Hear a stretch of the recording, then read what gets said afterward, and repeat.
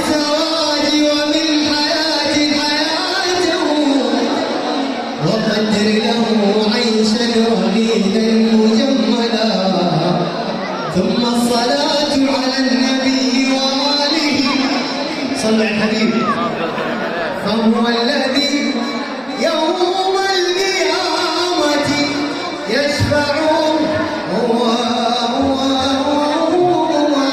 وصلوا عليه. مبارك مبارك يا عريس. تفضل خلينا نلعب اللون الشيء.